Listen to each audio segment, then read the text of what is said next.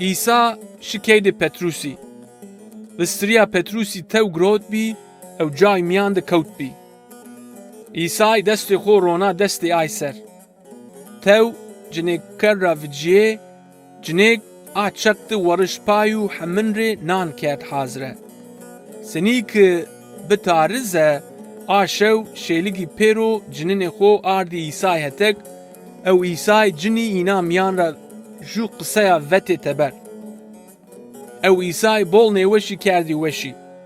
Pêxamber Yeşaya senî vat bize, o hemme çî ard herûn. Yeşaya wina vat bî. Ey nêweşiyan dê ma ra, ma hemme kerdî weş.